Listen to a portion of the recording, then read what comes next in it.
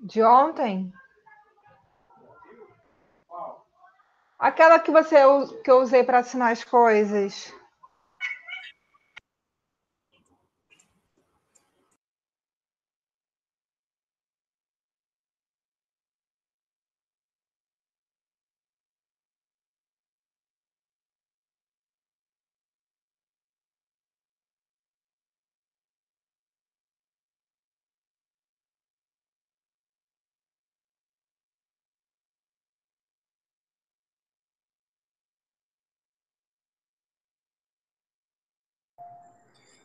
Olá, pessoal, boa noite.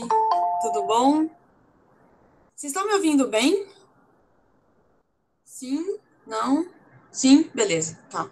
É que eu não consegui desativar essa sinetinha que dá quando alguém pede para entrar na reunião. Então vai ter esse barulhinho de todo jeito.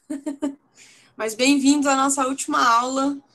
Passou super rápido, né? Nossa, foi muito bom. Eu fiquei muito feliz com a participação de todo mundo, foi muito legal. E, enfim, espero que essa última aula, né, seja boa e que contemple aí todos os assuntos que a gente vai discutir de encerramento. Para já começar começando, vou colocar aqui no chat a lista de presença. E aí, com o final, né, do curso, quem tiver 75% de presença recebe o certificado. Eu vou mandar a papelada toda para o pessoal da extensão da FEFELESH e aí em breve, eu não sei o prazo, tá? Mas aí em breve vocês devem receber o certificado. Beleza? Muito bem. Então, a gente fez, né, um percurso ao longo dessas aulas é um percurso introdutório, né? Então, como vocês puderam perceber, ele é um autor, né? O Orwell é um autor super complexo, dá para, né, falar de um monte de coisa sobre a obra dele. Mas aí, né, a minha ideia é oferecer mais cursos o ano que vem. Esse aqui é só uma degustaçãozinha, um módulo introdutório. E aí, o que que a gente vai fazer nessa última aula? A gente vai comentar, deixa eu fechar aqui, tá muito barulho. A gente vai comentar algumas coisas sobre o legado dele. Então, a gente já analisou várias obras, né, trechos das principais obras. E aí, hoje a gente vai comentar a questão do legado e a questão dos temas. Então, como que vários temas que são associados ao Orwell vão ser, né, comentados. A gente vai falar da questão da crítica, tanto de esquerda quanto de direita, né? Então, a ideia dessa última aula é amarrar algumas pontas que ficaram aí abertas. Boa noite para o pessoal que está chegando. Já está rolando já está rolando no chat a lista. O Classroom, eu vou deixar ele disponível para vocês até o dia 31. Então, até o dia 31 de outubro, esses materiais todos vão ficar disponíveis. E aí, 1º de novembro, já o Classroom automaticamente já tira. Então, quem quiser pegar os materiais, os slides, etc. E isso é uma pergunta muito interessante, porque quem quiser citar, né? Então, quem quiser fazer citação de alguma coisa que eu falei aqui, né? Tanto de questões de comentários, questões de análises, coisas que eu mencionei aqui na aula, eu peço que, por favor, faça a citação de acordo com a BNT. Se você vai falar num artigo, num projeto, num trabalho, num TCC, enfim, né? Então, existe uma norma, né, da BNT para fazer citação de aula, que é essa norma aqui, né? O autor, o título do curso, a data e aí escrito, né, notas de aula. Hoje eu vou usar algumas notas de aula que eu tenho quando eu fiz algumas matérias da pós-graduação, então vocês vão ver, né, a referência, como é que aparece. Então, né, e aí, se alguém quiser compartilhar coisas em redes sociais, dá super, porque agora, né, a gente tem essa modalidade nova, né, tanto de cursos online, podcasts, então a BNT está já se adaptando para fazer essas citações de outros formatos, né? Então, e geralmente tem muitas aulas que a gente assiste, né, que ajuda muito a gente a pensar as coisas e aí dá para citar, né, essas aulas todas. Então, e aí eu peço, né, se vocês nem um pouco preparados para a última aula, ô Renato, força e coragem. E aí, se alguém for citar alguma coisa também de redes sociais, se puder me marcar, né, enfim, só por questões de autoria. Mas as partes de análise mesmo, né, os paralelos que eu fiz aqui de conteúdo e análise dos objetos, né, análise dos trechos do Orwell, aí encaixa direto no formato de citação da BNT, beleza? Eu gosto de fazer esse aviso só para me precaver, vai que, né, ninguém vai fazer, né, plágio, etc., de uma maneira, né, ilegal e tudo mais, mas é sempre bom garantir, né? Então fica aí os avisos sobre citação. E aí, então, o que a gente vai ver na aula de hoje, né? Então, a gente vai comentar sobre o significado do termo orwelliano, ou Orwellian, né, no inglês. O formulário está rolando aí no chat. Se alguém puder colocar de novo, eu agradeço. Porque aqui eu já estou com o slide aberto. Muito obrigada. Então, a gente vai ver essa questão do termo, o que significa orwelliano, o que é uma expressão que vai ficar muito famosa, né, por conta do Orwell. A gente vai ver a questão do doublethink, da questão, né, do duplo pensamento dentro do 84 e como que isso vai reverberar na cultura. A gente vai ler alguns trechinhos de um ensaio dele que se chama Politics and the English Language, que aí vai aparecer algumas questões interessantes, que tem a ver com a recepção dele, o legado, né? Enfim, a contribuição do Orwell para a literatura no geral. Que mais? A gente vai comentar sobre a questão do Orwell versus o Huxley. Então, a gente vai analisar alguns comentários que são feitos de colocar o 84 contra o Admirável Mundo Novo, e eu sou contra isso, eu vou explicar por quê, né? A gente vai comentar, Catarina, sobre algumas questões do doublethink, né? A ideia dos contrários, né? Eu não vou chegar a analisar trechos do 84 com relação a isso, mas a gente vai comentar questões sobre como que isso reverbera na cultura, né? E como que isso dialoga muito com outras obras distópicas, né? E aí que entra essa comparação com o Admirável Mundo Novo, que é um comentário que aparece com muita frequência, né? E aí a nossa listinha, né, de conceitos. Então, que conceitos a gente vai ver na aula de hoje? A gente vai ver o conceito de capital cultural do Bourdieu, né, do Pierre Bourdieu, aquele sociólogo francês. A gente vai assistir 2 vídeos hoje. Hoje a aula está interativa. Nossa! A gente vai ver 2 vídeos, um sobre capital cultural e um outro sobre tecnologia. Então, o conceito de capital cultural, a diferença entre oligopólio e monopólio, porque vão ter algumas coisas referentes à cultura aqui que a gente vai analisar. A gente vai ver o conceito, né, do Marx de base, infraestrutura e superestrutura, porque vai estar relacionado, né, com algumas questões aí que a gente vai comentar. As fases do capitalismo, então a gente vai acompanhar aí uma linha do tempo do capitalismo para ver como que o legado do Orwell e o comentário, principalmente do 1984, se relaciona com a evolução histórica do capitalismo. A gente vai falar do processo de desestalinização, que tem a ver, né, com a gente vai analisar aquela lista, a famosa lista que ele fez, que ele denunciou artistas e intelectuais, etc. E vamos falar de anticomunismo também. Então, naquele mesmo esquema que a gente fez nas outras aulas, quando for umas 8h30, mais ou menos, a gente faz um intervalinho de 5 minutos, e aí a gente finaliza às 21h30. Se der tempo, eu queria deixar, eu vou tentar deixar um espacinho no final para comentários, para dúvidas, né? Enfim, para vocês, se tiverem alguma questão para comentar, aí continuem falando, né, no decorrer do chat, mas eu vou deixar um espacinho final, como é a última aula, então um espaço de encerramento maior, os últimos 10 minutos, mais ou menos. Certo? Esse slide ele já tá disponível para vocês lá no Classroom também. Então, se travar alguma coisa aqui, vocês podem acompanhar pelo Classroom. Então, né, a ideia aqui da aula de hoje é comentar sobre o legado dele, ou seja, a contribuição que esse autor tem na cultura e na história da literatura, né?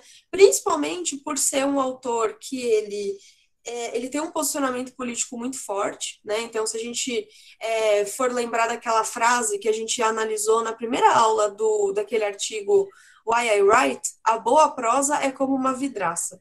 Então, essa escrita clara e essa escrita objetiva, ela vai se colocar num lugar na literatura em que o Orwell ele vai ser, né, visto como um escritor de crítica política, de crítica social, e vocês viram, né, a gente analisou já vários trechos, ele não conseguia deixar passar os acontecimentos históricos. Então, para ele fazer esse comentário, usando uma linguagem clara, né, quando a gente viu o prefácio do Animal Farm, escrever um texto que possa ser traduzido para o máximo de línguas o possível, que seja de fácil compreensão, é uma escolha política. Então, isso coloca ele dentro, né, dos grupos de intelectuais e de escritores, num grupo muito específico, né? E aí a gente vai ter questões, né, da esquerda, como que aquela coisa que a gente já tinha comentado, dentro do Partido Comunista vai ter a ala, né, que vai ser influenciada pelo Stalin, então a gente vai comentar algumas coisas sobre isso, e como a ala conservadora vai falar a respeito dessa linguagem clara dele, dessa linguagem objetiva. E aí, para comentar sobre isso, eu trouxe um trechinho desse ensaio aqui dele, Politics and the English Language, Política e a Língua Inglesa. Deixa eu ver aqui o comentário da Liciane, só um minutinho. Saber disso é muito importante quando pensamos em tradução. Pode ser um clássico, tem tradutor que tende a empolar o texto. Exatamente. Liciane, muito bem observado. Porque a escrita dele, por ser uma escrita muito clara, muita gente vai levar isso como se fosse uma coisa, mas está muito simples, né? Por que não deixar de uma maneira mais elaborada? Então, o propósito dele é justamente esse, é deixar de uma maneira clara, e nem tudo que é claro e objetivo é simplista e é menor. Então, rola essa confusão de pensar, vão ter alguns críticos que vão comentar que a escrita dele, por não ser truncada, por não ser, né, tão preocupada com né, uma coisa mais assim prolixa, vão colocar ele numa categoria como um escritor menor, entre muitas aspas, né, comparado ao cânone, por exemplo. Mas não significa que não existe, né, uma elaboração, né, daquelas 4 etapas, né, que ele comenta no Why I Write, né, o puro egoísmo, o propósito estético, o impulso histórico e o propósito político. Então, essas 4 etapas vão aparecer na obra dele o tempo todo. E aí eu resolvi trazer esse texto, o Politics and the English Language, que ele vai dar dicas de escrita. Olha só que curioso. Então, no Why I Write, ele vai comentar, né, ele vai explicar o porquê ele escreve, e nesse ensaio ele vai comentar, né, as influências que o contexto sociopolítico vai ter na linguagem. E aí ele vai dar dicas de escrita. Vejam só que curioso. Isso aqui ficou super famoso, né? Que é as dicas a famosa listinha de dicas que o Orwell dá para os escritores. Então, a primeira dica: nunca use metáfora ou símile, né? Que é a ideia de equiparar alguma coisa, de maneira como está acostumado a ver na imprensa. Ou seja, ele não vai poupar críticas em nenhum momento, principalmente para a mídia, né? Ele era um escritor que publicava muita coisa em jornais e revistas, então ele sabia como que a mídia da época, né, dos anos 30, dos anos 40, funcionava. Então, né, ele já começa dando essa indireta aí para a imprensa. Dica número 2. Nunca use uma palavra longa quando uma curta funcionar. Então, olha aí a ideia de que a escrita objetiva, ela vai ter um propósito, né? Se eu tenho uma palavra curta que significa a mesma coisa, por que eu vou usar uma palavra longa e isso impede com que mais pessoas entendam o que eu estou falando, né? O que mais? Sempre que possível, corte uma palavra. Olha só, então, e é muito curioso ver, né? Ele tem nos diários e nas anotações dele os rabiscos, de sempre tentando deixar o texto o mais sucinto o possível, né? De uma maneira sempre muito direta.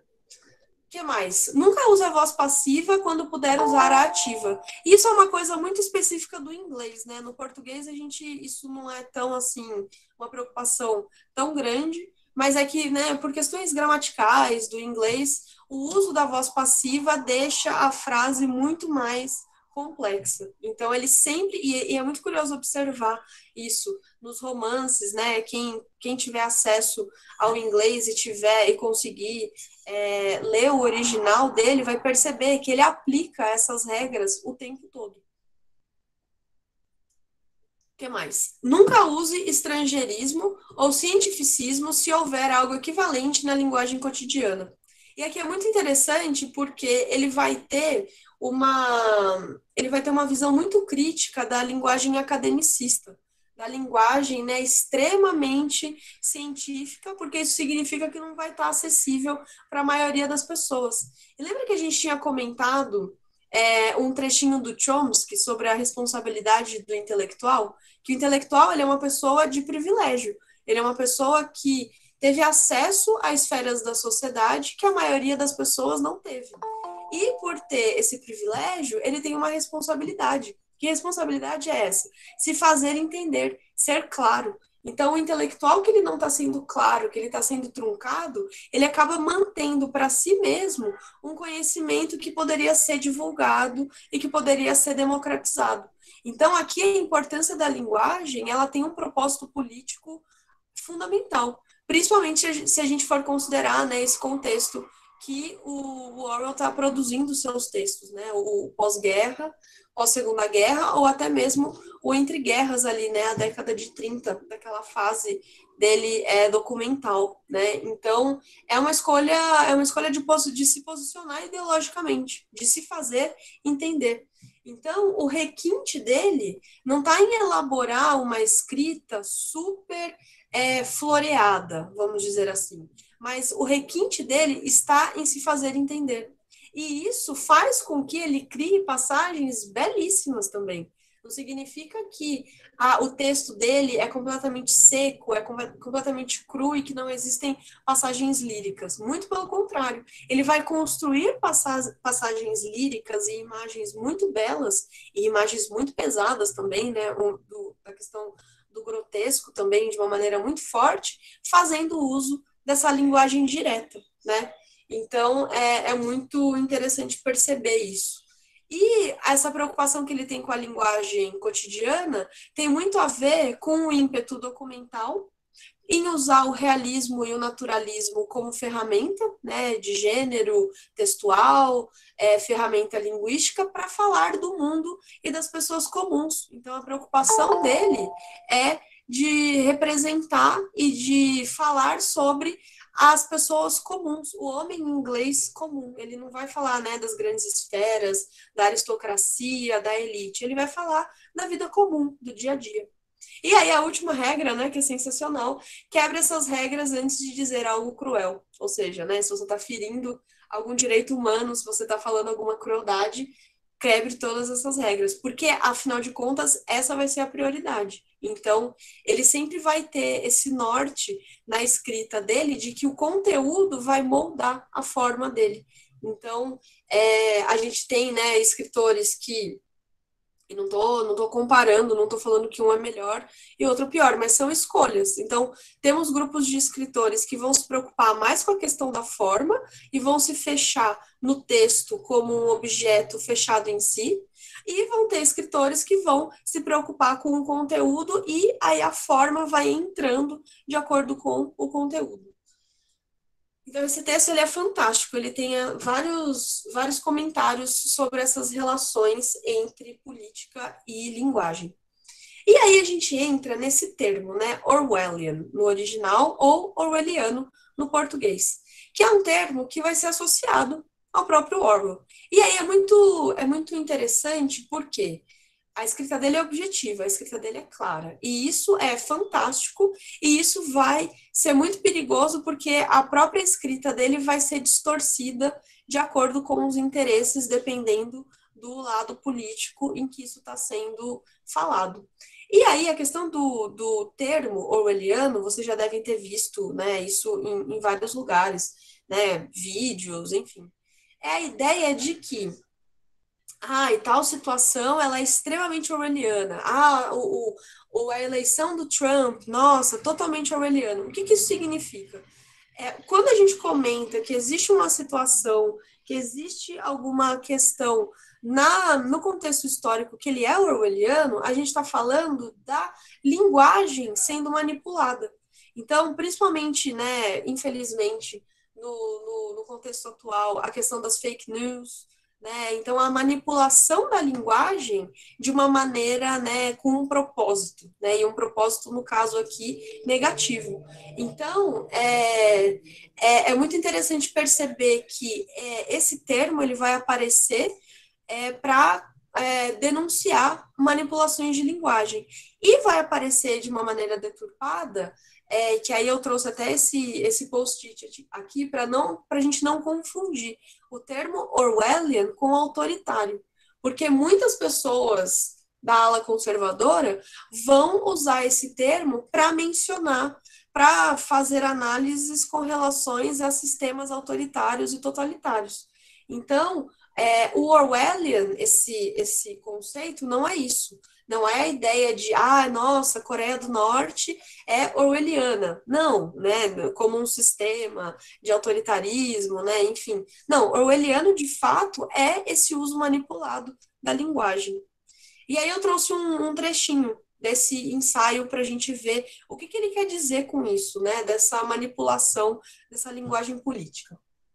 A linguagem política, e com variações verdadeiras em todos os partidos políticos, dos conservadores aos anarquistas, é feita para que mentiras soem como verdades e assassinato seja algo respeitável, para dar uma aparência de solidez ao vento. Então, vejam só, ele não vai poupar ninguém, tanto do lado conservador quanto do lado progressista. Ele vai falar, a linguagem ela está sendo manipulada. Então, aquela ideia de que não existe um discurso neutro. A linguagem ela sempre vai ser levada para um lado ou para o outro. E quem se coloca como neutro, se a gente for lembrar, né, daquele abaixo-assinado que teve, né, na Guerra Civil Espanhola, quem era contra, quem era a favor, e os neutros com relação à Guerra Civil Espanhola, ser neutro já é escolher um lado. Você só não está deixando claro que lado é esse, mas é um posicionamento, né? Então, a linguagem ela nunca vai ser neutra, ainda mais se a gente for pensar, né, numa análise aqui de discurso, enunciado, né, o tipo, né, quem vai receber essa mensagem, a mensagem, né, enfim.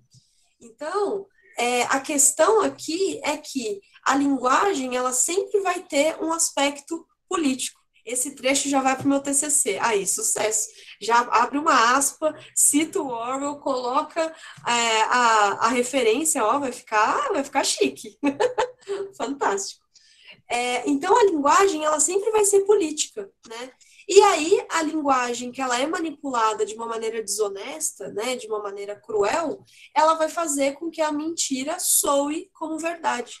E vai dar a aparência de solidez ao vento. Olha aí, né, que interessante, uma formulação extremamente bela, extremamente, né, requintada num ensaio. Então, para os críticos que dizem que a escrita dele é fraca, é menor, é inferior, porque ele não está preocupado com imagens e com lirismo, olha que frase poderosa, né? Dar aparência de solidez ao vento. E isso tem tudo a ver, né, a gente vai ver hoje, né, a questão das fases do capitalismo, mas isso vai aparecer constantemente. No momento do pós-guerra, a questão, né, da manipulação das notícias, das verdades, como que a informação circulava, era um debate muito vigente na época, e hoje, então, a questão das fake news, né, isso faz mais sentido ainda. E aí, eu gostaria de trazer uns exemplos para a gente ver como que isso acontece. Já que ele falou de mídia, eu trouxe alguns exemplos da mídia contemporânea. Então, vejam só, a gente tem essas análises clássicas, né, de manchete, de jornal, de como que o título está falando uma coisa, mas se a gente for analisar o que está dizendo por trás, existe uma outra coisa que está sendo manipulada. E eu estou usando como referência, como fonte, essa página aqui, a Caneta Desmanipuladora. Eu não sei se vocês conhecem, eu vou até deixar o link aqui, eu deixei ela aberta, porque é um trabalho, eu não conheço o pessoal que está por trás dessa página, mas é um trabalho fantástico de que eles pegam as notícias e olha só, né, um clássico, né, invade, ocupa, como que cada manchete, como que cada notícia vai manipular algumas informações. Então, a gente tem exemplos na mídia até hoje com relação a isso. Então, vamos ver alguns exemplos. Melhora da massa salarial no primeiro trimestre fica restrita a famílias de classe A e B. Total, o Ministério da Verdade aqui, ó, a todo vapor. Então, né, e é aquela ideia que a gente vem falando nas outras aulas, né? A sociedade é a mesma. Ela só vai, né, anacronismos à parte, ela só vai se renovando. O sistema que o Orwell viveu é o mesmo sistema que a gente vive, que é o sistema capitalista. Então, tá em jogo essas questões. E aí a caneta desmanipuladora vem e fala, né? Melhora da massa salarial, ou seja, aumento da riqueza. Fica restrito a quem? Famílias ricas. Então, né? E aí, se a gente for pensar em privilégio, em acesso à cultura, e por isso que a gente vai usar o Bourdieu hoje sobre capital cultural, quem vê essas notícias, se são pessoas que não tiveram acesso a um determinado nível de educação, vão ser manipulados por essas informações, né? E aí as correntes de WhatsApp e tudo mais, né? Tem esse fenômeno grotesco que a gente está presenciando. Deixa eu ver aqui o comentário da Fátima. Hoje chegou um livro que comprei do Chomsky sobre mídia, propaganda, política e manipulação. Nossa, fantástico! Ah, eu falei Fátima, gente. Fabiane, perdão.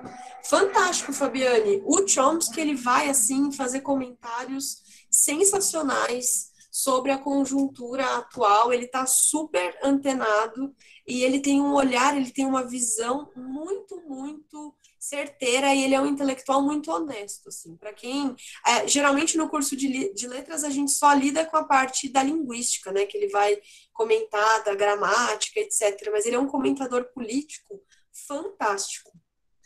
Fizeram isso até o limite com a reforma da Previdência e agora com a administrativa, exatamente. Vamos ver mais um exemplo, olha só, o clássico, né, crise tirou 170 mil jovens da faculdade, golpe. E aí, pelo tipo de palavra que a pessoa usa, a gente já sabe de que lado do debate a pessoa tá. Se a pessoa usa crise, a gente sabe que é um lado do debate. Se a pessoa usa golpe, a gente sabe que é outro, né? Então, é muito interessante como que tudo isso aqui é orwelliano, a manipulação da linguagem. O que mais? No governo Geisel, ditadura eliminou gente. Olha aí que jeito curioso de falar de assassinato, né? Com injeção de matar cavalos. Ou seja, nessas notícias a gente vai ter o uso do eufemismo. O que é o eufemismo? Uma figura de linguagem que vai deixar mais agradável coisas que são muito mais complicadas. Então vai suavizar alguma expressão, né? Eliminou gente, assassinou. Olha aí a dica do livro do Chomsky. Mídia, propaganda, política e manipulação. Que fantástico, Fabiane. Muito obrigada pela dica. Eu vou deixar anotado aqui. Excelente. Eu não conheço esse livro dele ainda. O Renato comentou, fizeram isso semana passada com o Boulos. Nossa, sim, e a gente vai ter, na época de eleição, a mídia, né, a gente vai ter várias situações orwellianas na mídia acontecendo. Um outro exemplo que a gente pode observar, aquele clássico também de questão de classe social. Polícia prende jovens de classe média com 300 quilos de maconha no Rio.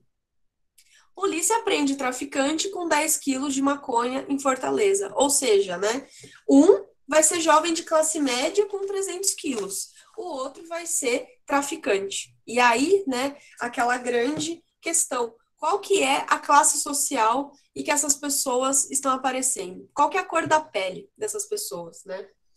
Deixa eu ver o que o Renato comentou. O canal da Jana Viscardi no YouTube destrincha essas manchetes, matérias e discursos. A Jana, ela é fantástica. Ela é uma intelectual da Unicamp, que ela é da área da linguística, e ela tá super por dentro de todas as notícias. Renato, depois, por favor, coloca o YouTube da Jana aqui. Ela é, assim, super afiada e ela faz essa análise do discurso o tempo todo, mostrando, revelando todas essas manipulações. É sensacional. Débora, só falar E uma coisa. é muito curioso, porque sempre vai ter, né, questões na mídia de como que as coisas estão sendo, né, levadas no eufemismo, né, questões super complicadas são, né, maquiadas e são colocadas de outra maneira, né. E aí eu vou trazer um meme para vocês de um desenho que eu gosto muito, que é o Family Guy.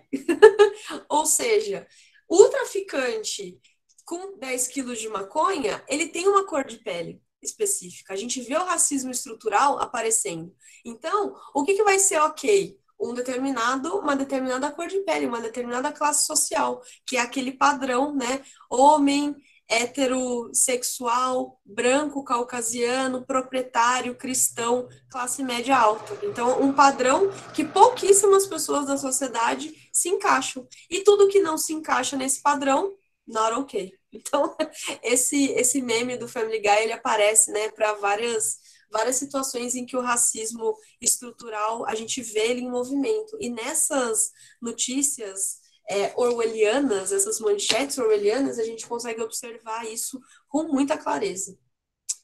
E aí, vejam só, por que eu estou falando de tudo isso, de mídia, de manchete de jornal, etc.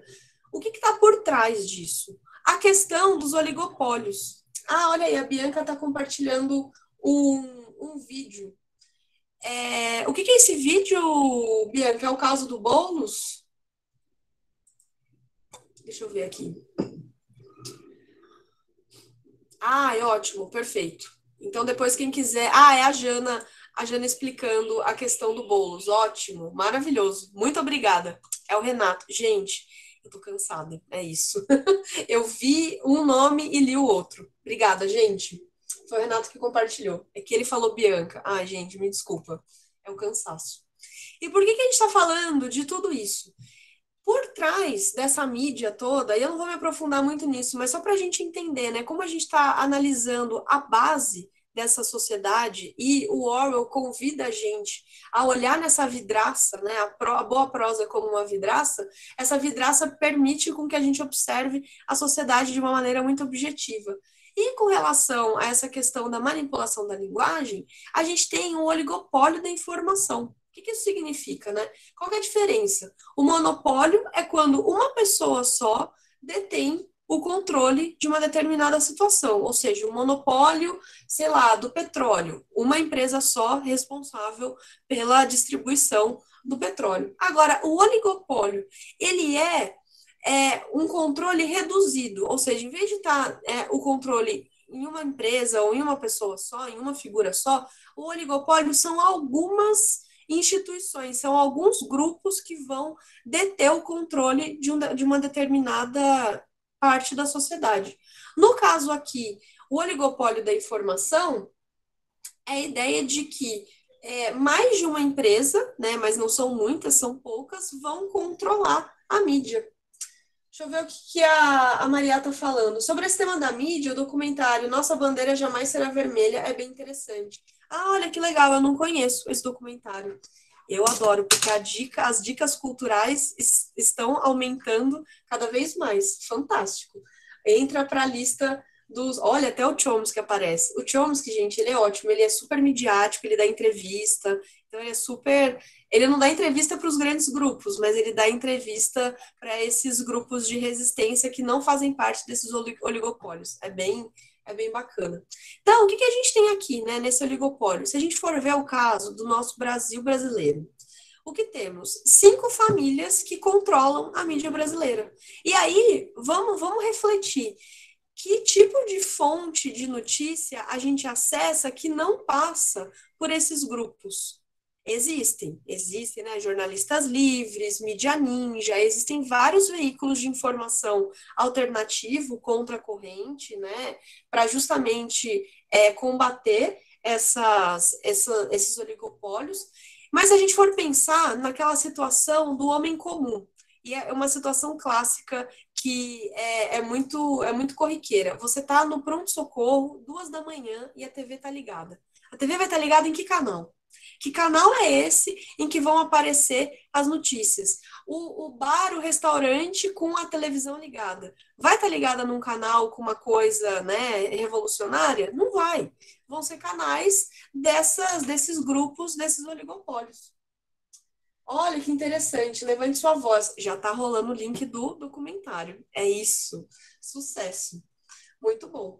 Então, vejam que bizarro como que o oligopólio da informação funciona. 5 famílias vão organizar, vão deter o controle de toda a mídia brasileira. O Grupo Globo, da família Marinho, o Grupo Folha, da família Frias, a família Saad, com a Rede Bandeirantes, o Grupo Bandeirantes, a família Sirotsky, com o Grupo RBS, né, lá do Sul, e o Grupo Record com Edir Macedo. Então, vejam que passa a fazer muito sentido as informações que circulam nas redes sociais, nos grupos, e aí vai ser por meio disso que as notícias falsas vão aparecer.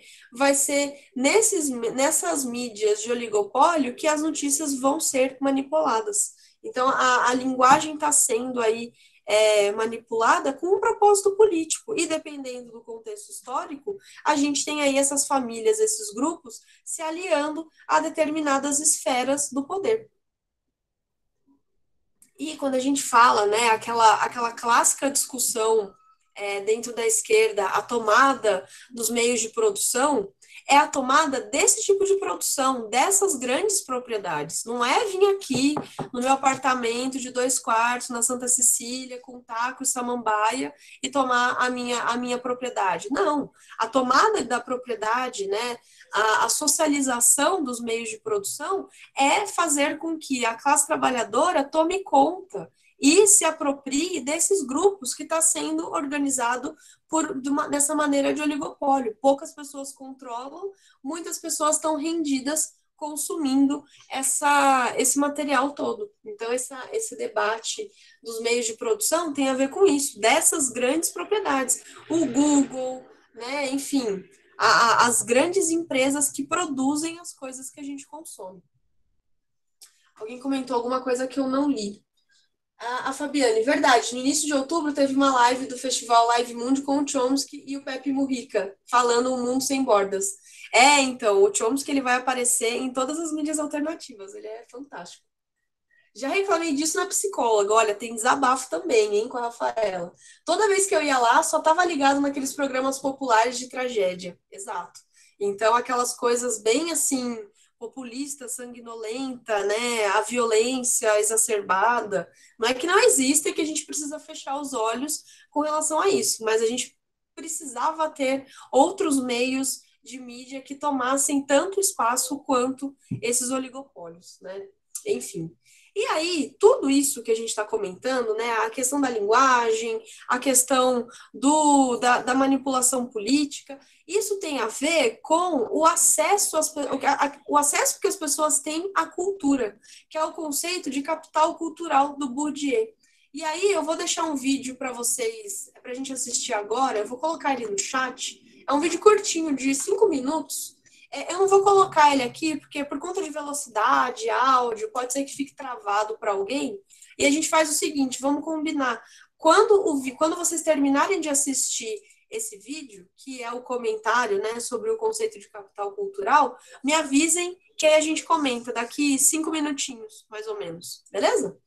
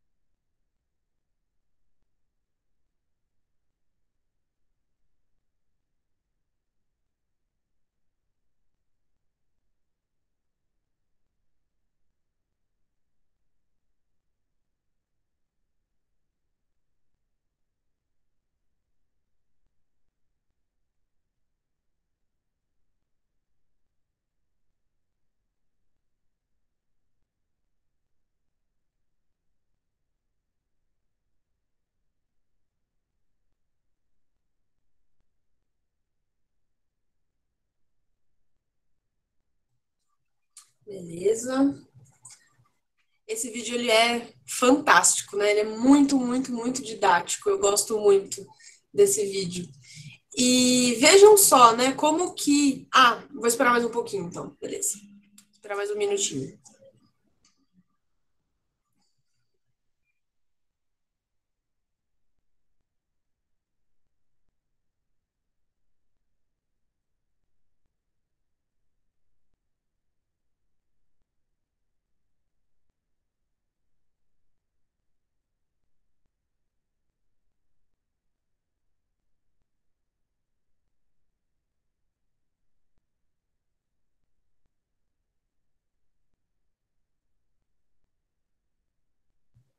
Podemos comentar sobre o vídeo?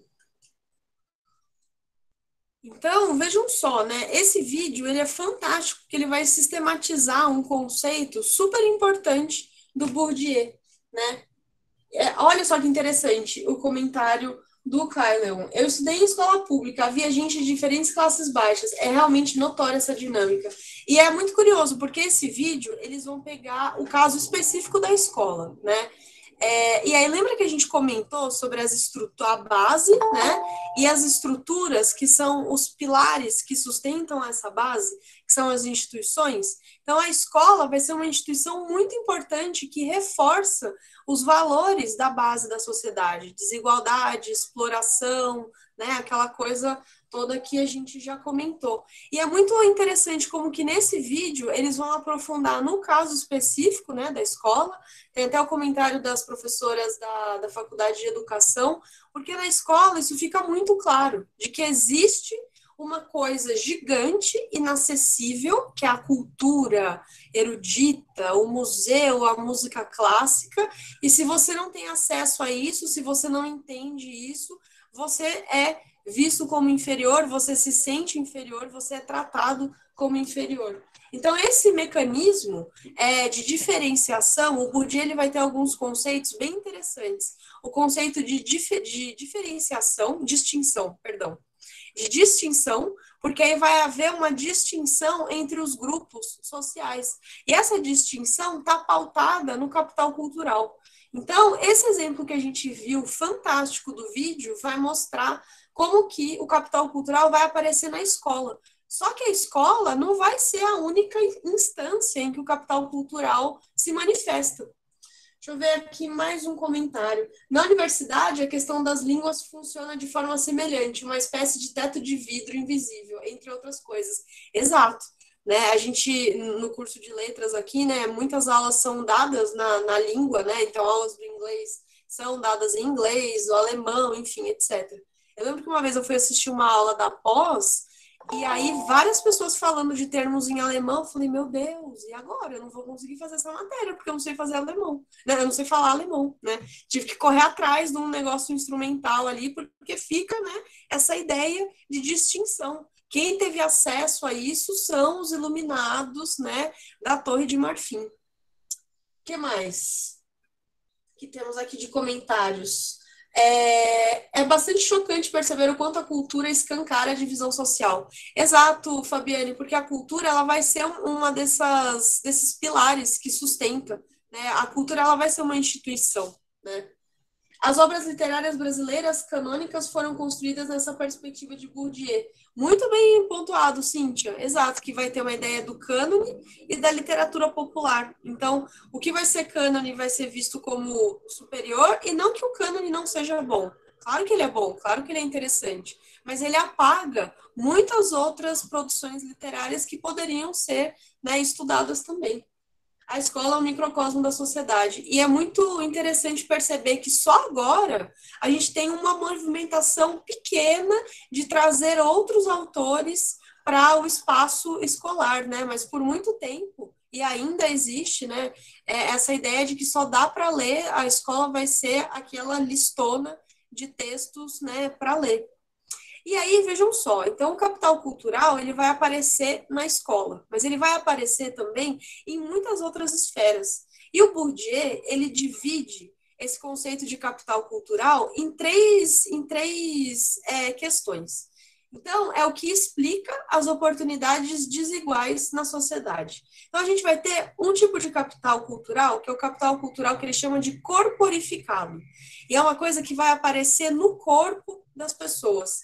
Postura, habilidades linguísticas, competências intelectuais. Então, a maneira como a gente se expressa, a nossa linguagem, principalmente que a gente está falando aqui, né, de escolha política, a linguagem como uma escolha política, a linguagem ela é uma manifestação do capital cultural corporificado, porque vai estar na nossa fala.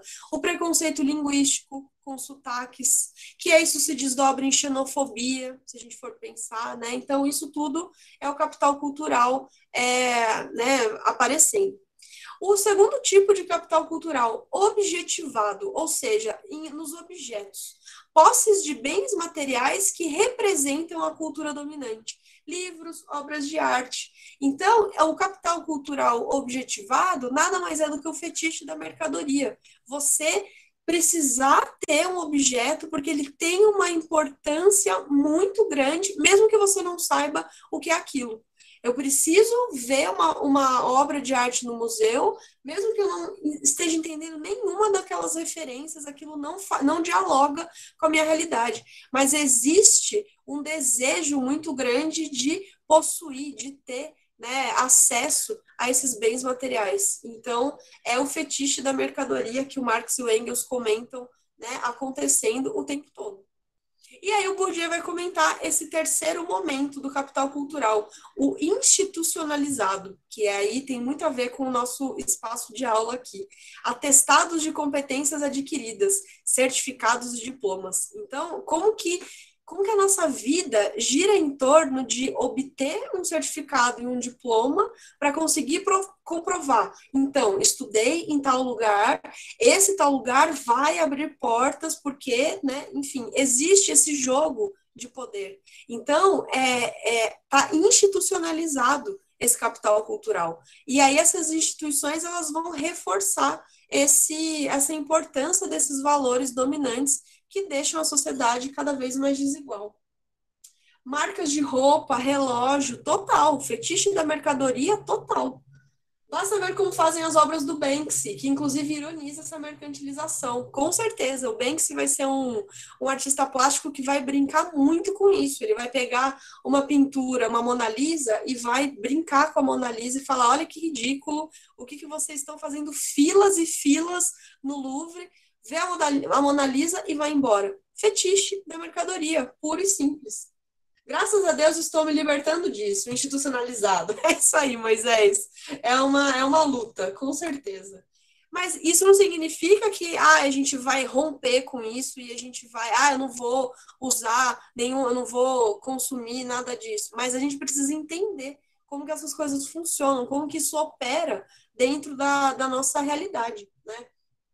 Então, o Bourdieu, com esse conceito do capital cultural, ele pega alguns elementos do Marx, né, fetiche da mercadoria, desigualdade, né, luta de classes e tudo mais, e vai trazer isso para o debate, né, ele vai escrever nos anos 60, 70, na França, então ele vai comentar com relação a isso sobre o contexto, né, da segunda metade do século XX.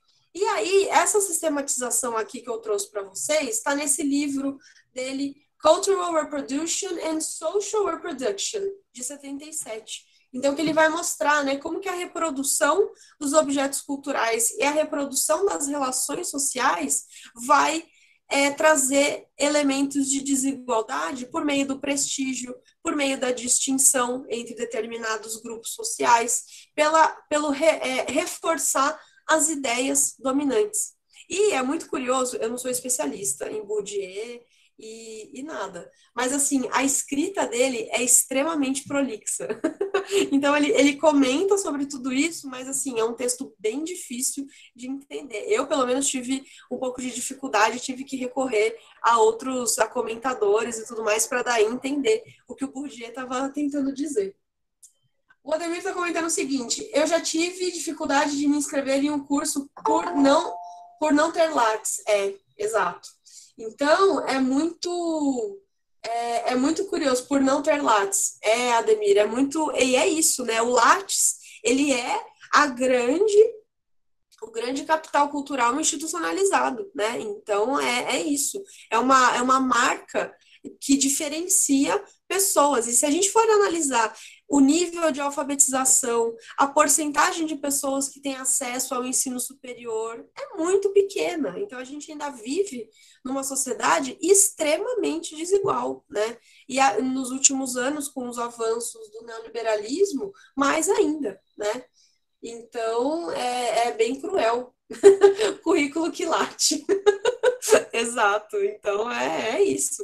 O currículo Lattes, ele vai ser essa coisa, né? Essa esfera de disputa, né? A Marilena Chauí vai ter vários comentários de como que o currículo Lattes, ele não funciona, na verdade, como uma coisa de sistematizar o conhecimento, enfim, né?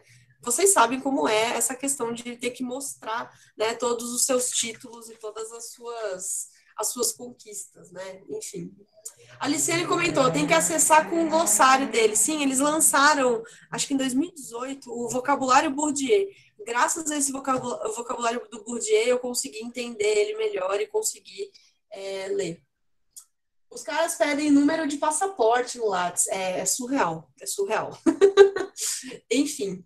Então, vejam como que tudo tá relacionado. Então, o Orwell, ele vai ser um autor, né? Eu fiz essa digressão gigantesca, eu fui para o Bourdieu e voltei, mas tem muito a ver com todos esses temas que a gente leu dos trechos do Orwell. Então, de privilégio, de disputa de poder, de um poder dominante, de um formato de sociedade que está pautado nessa exploração, em manter essa desigualdade. E essa desigualdade vai aparecer em várias esferas, na mídia, na escola, no governo, né? Enfim, nos valores morais, na igreja, né? Então, a gente tem várias instâncias da sociedade que reafirmam esses valores, essas ideias dominantes. E aí, a gente entra, então, num conceito do Orwell que ele vai apresentar no 1984, né? Uma formulação que ele cria no 1984 que sintetiza várias reflexões que ele teve ao longo da carreira dele como escritor, que é o doublethink. Então, aí, né, dependendo das traduções, em algumas traduções vai estar como duplo pensar, né, duplo ideias. Então, agora que estão surgindo traduções novas, pode ser que esse termo apareça de outras maneiras, mas no original é o doublethink. Ou seja, isso vai aparecer no 84 como uma ferramenta. Lembra que a gente tinha visto, né? O 84 ele é uma sátira, ele é uma distopia, e ele vai usar de ferramentas, né, da linguagem para justamente comentar sobre algumas questões sociais. E isso vai aparecer no doublethink. O que significa isso? É o significado das palavras, e aí a gente tem uma linguagem específica no 84, que é o Newspeak, ou a nova língua, ou eu não sei como é que vai ficar nas novas traduções, de que as palavras, elas são condensadas. Lembra que a gente tinha comentado do apêndice, que o apêndice vai ser o verdadeiro final do 84, que ele sistematiza, ele explica como que funciona esse vocabulário e tudo mais. E isso está por trás dessa ideia que o partido e o Big Brother, dentro do romance, vão organizar, que é a condensação, o sentido literal de uma palavra e, ao mesmo tempo, o seu contrário. Isso vai aparecer em vários momentos no 1984, mas o momento principal, e que isso fica muito claro, é no lema do partido do Big Brother, né? Guerra é paz, liberdade é escravidão, ignorância é força. Então, a gente tem opostos, palavras opostas, para juntar, para condensar uma ideia, e aí, em vez de existir uma linguagem diversa e uma linguagem em que as pessoas possam se expressar, a opressão, ela acontece no mundo material, nas relações sociais, e ela vai aparecer na linguagem também. A linguagem passa a ser condensada para que as pessoas não tenham para que as pessoas tenham cada vez menos um espaço para conseguir refletir. E se a gente for pensar, né, em algumas questões do 84, Manter a paz é manter a guerra. Então, a ideia da guerra constante, né, que a gente tinha comentado na aula passada. A liberdade, ela vai ser a escravidão dessa população, tanto, né, os proletários que vão ficar à margem, quanto os funcionários do partido que estão escravizados nesse sistema. A questão da alienação, né, que a gente está alheio, a gente não tem noção do processo como um todo. Eu só sei a minha função. É o Chaplin apertando porca. Eu não sei de onde que veio e eu não sei para onde que vai. Eu sei que eu tenho que cumprir essa função aqui.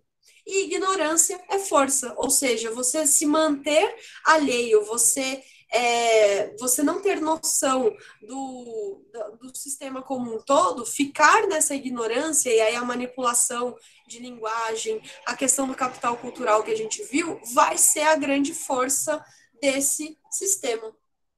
Deixa eu ver aqui os comentários. O Thiago falou o seguinte: Vitor Kemplerer, não sei pronunciar, hein? Não me perdoem. Escreveu sobre como a mudança da linguagem alemã deu mais força ainda ao nazismo. Com certeza, com certeza. Em regimes fascistas, em regimes totalitários, isso vai aparecer de uma maneira, assim, fortíssima. A Milena falou o seguinte: é triste pensar na quantidade de barreiras que existem para quem simplesmente quer continuar estudando. O Lattes ajuda, em certas proporções, a perpetuá-las. Sim, esse livro do Kempler parece bem interessante. E é muito curioso, gente, como que essa questão do discurso, do acesso, isso vira meritocracia no estalar de dedos. Se você não se esforçar, se você não procurar, se você não correr atrás. E a questão não é essa. A questão é que o acesso, ele não está sendo dado para as pessoas. Isso já está estruturado. Então, pouquíssimas pessoas vão ter acesso a esse capital cultural, que é um privilégio, e muita gente não vai ter acesso a isso. E aí o discurso que sustenta essa pirâmide, né, que a gente tinha visto, a pirâmide social, né, nós lutamos por você, nós mandamos em você, etc., é justamente essa, do discurso meritocrático. E as pessoas que estão no topo não se esforçaram, eles não cumpriram as regras da meritocracia. São herdeiros, são pessoas que já começaram num espaço de muito privilégio. Aí, né, que esse discurso de manipulação vai reforçar essa ignorância. A ignorância vai ser força para manter essa população alienada o tempo todo, rendida nessa, né, cumprindo a sua função de trabalhador, tanto trabalhador braçal quanto trabalhador cerebral, né? Discursos dos coaches, é verdade, Cíntia. Ah, olha só o livro que o Renato mencionou. LTI, a linguagem do terceiro Reich. Ah, interessante. Muito bom. Pessoas, vamos fazer o nosso intervalinho? Daqui 5 minutos a gente retoma? Combinado? Então, até daqui 5 minutos. 8h38, 8h36 a gente volta. Beleza? Até daqui a pouco.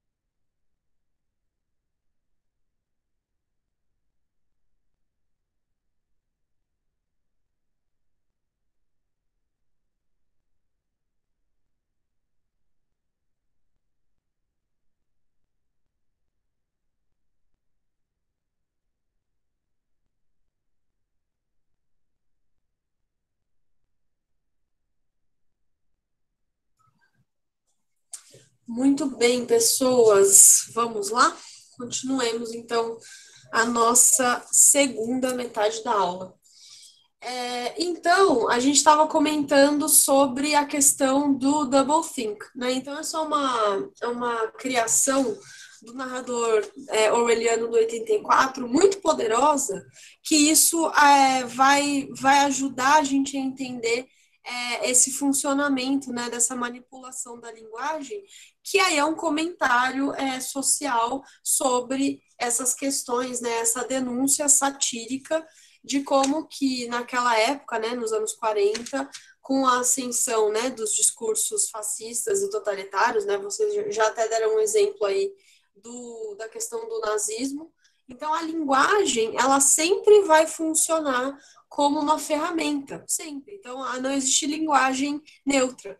E o doublethink, ele sistematiza isso de uma forma muito interessante dentro do romance, porque a gente tem, né, diversas opressões em diversas esferas, e parece que quando isso chega na linguagem, é assim a última instância em que está tudo praticamente perdido.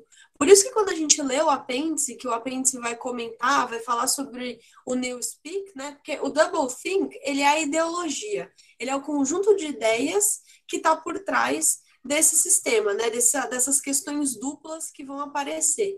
E o Newspeak é como que isso aparece na linguagem. Então, essa linguagem nova em que o sentido literal e o sentido contrário das palavras vai estar aglutinado, né? Então, a gente tem o nome dos ministérios, né, que significa o oposto. O Ministério da Verdade é um ministério que falsifica informações, e aí no Newspeak ele aparece como mini-true, né? Então, as duas ideias condensadas numa só. E aí, quando a gente olha o apêndice, a gente percebe, né, aquela questão da projeção da data, tudo aquilo que a gente havia comentado na aula passada, isso dá uma ideia de como que a linguagem ela é o destino final. Então, lembra que a gente havia comentado, né, dos dois caminhos, o platônico, de que as ideias vão moldar o meu ser social, ou o ponto de vista materialista, que aí que vem, né, do Aristóteles e tudo mais, a tradição materialista, que aí é aquela frase que o Marx comenta, né, o meu ser social determina a minha consciência. Então, a nossa linguagem, aqui não vou entrar em debates, né, de gramática e de aquisição de linguagem, porque nem é a minha especialidade, mas a nossa linguagem ela vai reproduzir algumas coisas da vida social em que a gente circula, né? Preconceito linguístico, os tipos de como que em cada esfera social a gente usa um nível de linguagem diferente, né? Enfim, isso tudo não é novidade para ninguém. E aí o doublethink, ele pega tudo isso e usa de uma maneira satírica para comentar sobre essas questões.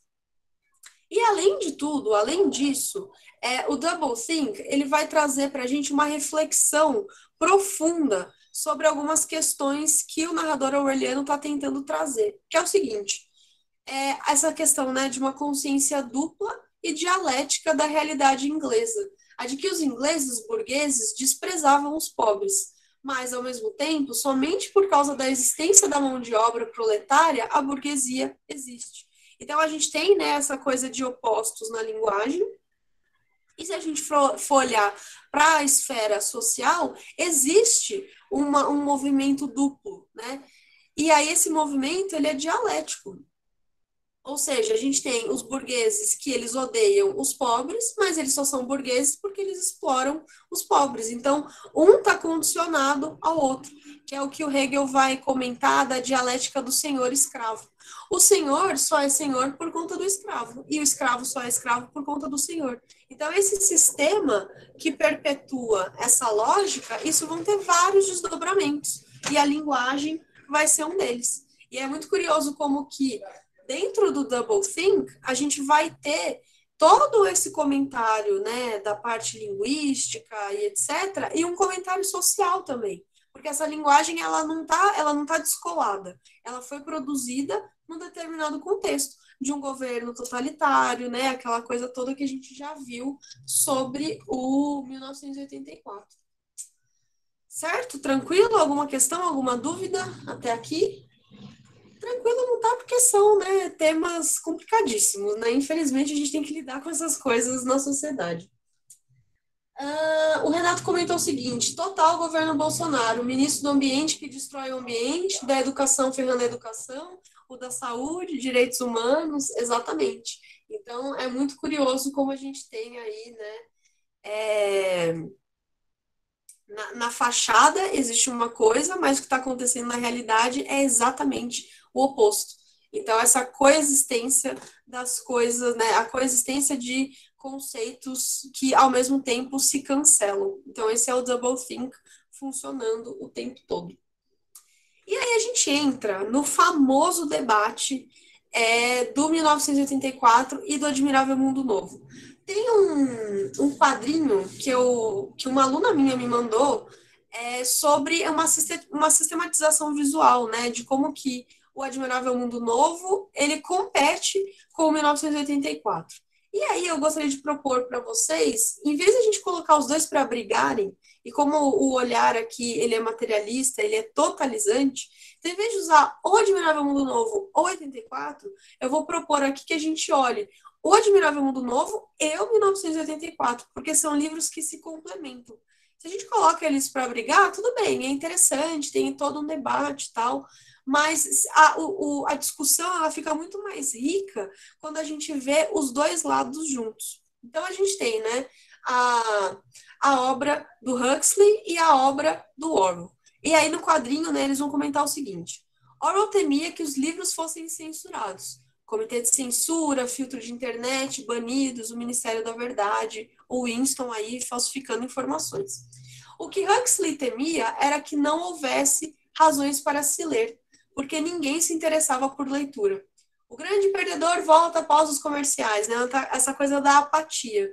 O Orwell vai trazer a questão da censura e o Huxley vai trazer a questão da apatia, que a gente está num mar de informação, mas que não vai haver um interesse, né? Orwell temia que nos privassem da informação. Huxley temia que a informação seria tanta que seríamos passivos e egoístas. E vejam só, se a gente faz uma leitura, só o Huxley ou só o Orwell, a gente vai ver esferas específicas da sociedade. Mas, infelizmente, isso acontece os dois ao mesmo tempo. A gente tem a censura e a gente tem esse mar de informação e essa apatia. Ou seja, uma discussão que a gente pode pensar na questão do acesso, como que as pessoas estão tendo acesso a essa informação, desse mar de informação. Por isso que a gente comentou sobre a questão dos oligopólios da mídia e a compreensão. Como que esse conteúdo está sendo veiculado, como que as pessoas estão compreendendo esse conteúdo. Então, a linguagem truncada, a questão do privilégio dos intelectuais, como que essas instituições de cultura, a escola, a universidade, a mídia, às vezes, na maioria das vezes, no caso, né, reproduz os valores das ideias dominantes. São poucos os casos em que existe um ímpeto realmente de tirar essa manipulação da linguagem e disseminar as informações de uma maneira democrática. Então, essa questão da censura e de privar a informação caminha lado a lado com a questão da informação ser tanta que a gente não vai ter interesse, a gente, né, fica anestesiado. O Thiago comentou uma coisa. Eu acho que mais que isso, para o Huxley, as classes são tão presas que só não importa. Pois um beta não quer ser um alfa e um delta não quer ser um beta. Ele tem, né, essa divisão das classes sociais e que cada um fica, né, no seu quadrado. Isso nada mais é do que a divisão de classes da sociedade, né? Então, o olhar dos dois vai se complementar. O que mais? Orwell temia que a verdade fosse escondida de todos nós. Huxley temia que a verdade estivesse imersa em um mar de irrelevância. Teste a nova droga para emagrecer sem exercício, fofocas, celebridades, horóscopo. Deixa eu ver o que está escrito nesse caminhãozinho de baixo. Star Drugs, Star Guns. Nossa, eu não estou conseguindo enxergar, está muito pequenininho. Continue sintonizado para ganhar grana, né? Ou seja, essas propagandas todas que a gente é bombardeado o tempo todo. Em 1984, Orwell temia que as pessoas fossem controladas pela dor. O Ministério da Paz, o Ministério do Amor, o Ministério da Paz responsável pela guerra, o Ministério do Amor responsável pela tortura. Em Admirável Mundo Novo, Huxley temia que as pessoas fossem controladas pelo prazer. Uma coisa, né, assim, hedonista, né, enfim, o prazer pelo prazer e tal. Orwell temia que o ódio nos arruinaria. Huxley temia que o amor nos arruinaria. E aí eu trago, né, se tem a caneta desmanipuladora, eu trago o post-it problematizador para a gente comentar aqui. Quem que vai ficar privado dessas informações? Se a gente for pensar, né, no acesso do capital cultural, quem produz essa informação para quem? De que maneira, né? Então, existe, a verdade vai ser escondida de algumas pessoas por conta dessa divisão social e num mar de relevância. As informações são tantas e é difundido de uma maneira tão confusa, de uma maneira tão não acessível, que a gente não tem as ferramentas para entender isso, que a gente acaba ficando, né, nesse mar alheio a tudo. E o ódio, né? O Orwell temia que o ódio nos arruinaria, Huxley temia que o amor nos arruinaria. E aí o ódio, ele vai atingir que camada da sociedade? Ele vai perseguir que parte da sociedade, né? Pensando naquela notícia que a gente analisou do traficante. Então, o ódio, ele tem cor, ele tem gênero, ele tem classe social.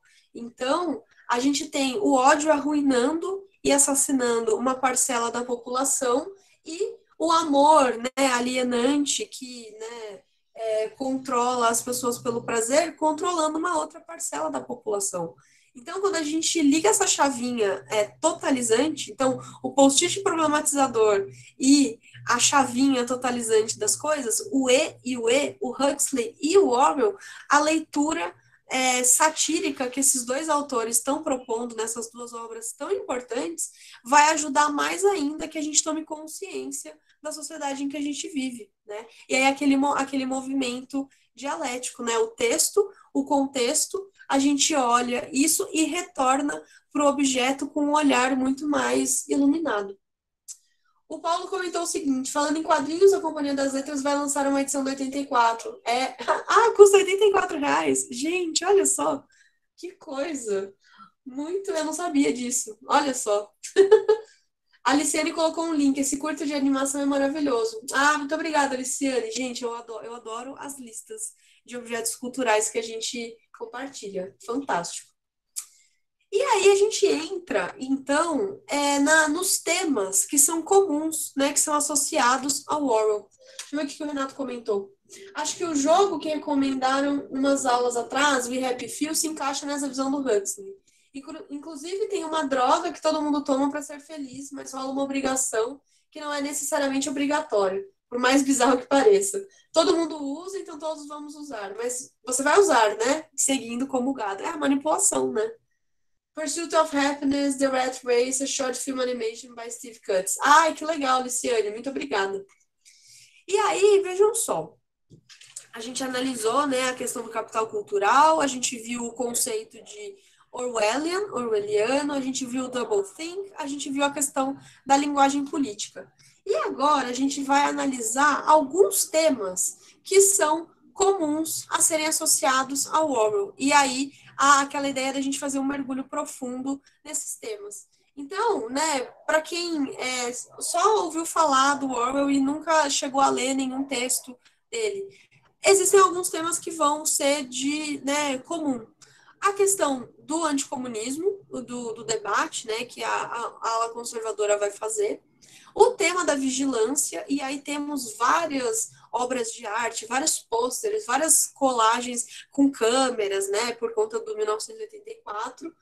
O reality show Big Brother, né, que aí vai pegar essa imagem de uma pessoa observando a câmera e tudo mais, que essa desgraça desse reality show não acaba. Nossa, enfim.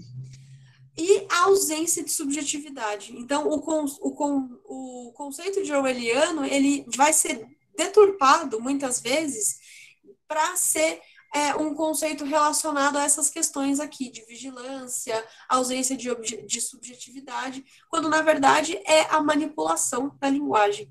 Então, Trouxe até o Big Brother aqui, ó, observando a gente, para a gente pegar esses temas comuns e olhar eles de uma maneira um pouco mais profunda. Vou começar pela questão do anticomunismo. Então, o anticomunismo, ele tem muito a ver com o que estava sendo debatido nos anos 30, nos anos 40, que era a influência do Stalin, né, na União Soviética, nos partidos comunistas, o Partido Comunista da Grã-Bretanha, o Partido Comunista francês, espanhol, português e por aí vai. Então, é muito importante a gente entender. Para a gente falar de anticomunismo e de stalinismo, vamos ver o que é cada uma dessas coisas. Comunismo. E aqui são notas que eu tomei de uma matéria que eu fiz na pós-graduação com um professor lá da história, o professor Ângelo, que é uma matéria que ele deu sobre teoria do socialismo e revolução. E aí, a gente aprendeu o seguinte, né? Comunismo. Tomada dos meios de produção em fases. O socialismo acontecendo antes, depois o comunismo. Trabalhadores organizam e distribuem trabalho, mercadoria. Aquela ideia da tomada dos meios de produção que a gente havia comentado, né? Das grandes indústrias. Não há lucro, não há consumismo, não há exploração, não há mais-valia. Então, um discurso que ele se diz anticomunista, ele é um discurso que ele vai contra todas essas questões aqui. Então, quando a gente tem pessoas falando que o Orwell é anticomunista, será mesmo que ele está falando contra tudo isso aqui? Agora vamos ver a questão do stalinismo, que aí vai ser, né, a denúncia que o Orwell vai fazer da ala stalinista dentro do Partido Comunista. Stalinismo. Interpretação das teorias de Marx na centralização de um líder, partido único, autoridade, intolerância. Crescimento exponencial da União Soviética subdesenvolvida, porém fechada e antidemocrática. Então a gente vai ter uma ala da esquerda que vai defender essa atuação que o Stalin teve na União Soviética, porque ele expandiu. Realmente, a União Soviética era extremamente subdesenvolvida e vão haver medidas para desenvolver esse país, mas foi feito de uma maneira antidemocrática, centralizada num líder, com perseguição, com intolerância. Então, o Orwell, ele vai ser anti-stalinista. Ele vai denunciar tudo isso aqui, principalmente se a gente for pensar na Revolução dos Bichos, né, no Animal Farm, e no 1984. Então, a gente precisa tomar muito cuidado quando se vê anticomunismo. Orwell era anticomunista. Não era bem assim, ele era anti-stalinista. E aí eu trouxe para vocês, eu vou deixar no chat a famosa lista dos autores que o Orwell fez. Então, no finalzinho da vida dele, né, ele vai fazer uma lista denunciando autores intelectuais, né, enfim, anticomunistas, ou seja, da vertente stalinista. Então, ele vai denunciar pessoas que tinham simpatia ao stalinismo, que aí ele vai fazer essa denúncia, né, para esse departamento de pesquisa e informação do governo britânico, para falar, então, o seguinte, essas pessoas aqui, elas vão defender a questão do Stalin, elas têm simpatia ao stalinismo. E é muito curioso, porque na época, quando a gente analisa a fortuna crítica dessa época, essa discussão ela é bem confusa de entender por conta do momento histórico. Porque até 1956, a influência do Stalin ainda era muito grande. Então, depois que ele morre em 53, vai haver a desestalinização. Então, em 56, vai haver um discurso, né, do Khrushchev no Congresso do Partido Comunista, em que ele vai denunciar todas as coisas, as falácias que o Stalin cometeu. E aí, então, né, a questão de divulgar informação, do uso da linguagem, etc., aí, então, vai ficar conhecido os expurgos, as torturas, as perseguições, vai haver o fim, né, dos gulags, a denúncia da influência stalinista no Partido Comunista. Então, só depois de 56 que fica muito claro essa denúncia que o Orwell faz dos stalinistas, mas até então, e existem vários e vários artigos dessa época, né, os anos 40 e até 56, em que isso ainda está meio nebuloso. Para a gente que já está no século XXI, olhar isso em perspectiva fica um pouco menos complicado, mas para quem estava vivendo na época e escrevendo sobre isso, era muito confuso. E por isso que a lista que ele fez e que ele divulga vai dar um baita do estardalhaço e essa lista vai ficar divulgada só em 2003, no Guardian, né, o jornal. Então, é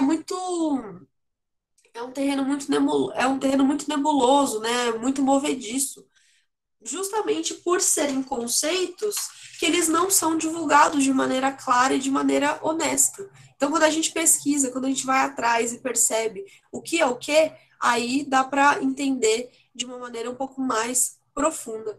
Então, essa questão do anticomunismo tem a ver com essa apropriação, né? E a direita, a ala conservadora, vai se apropriar muito da linguagem objetiva do Orwell de uma maneira desonesta. Se a gente for considerar, né, o caso do Animal Farm, que foi financiado pela CIA, né, aquela adaptação cinematográfica que a gente havia comentado na aula passada.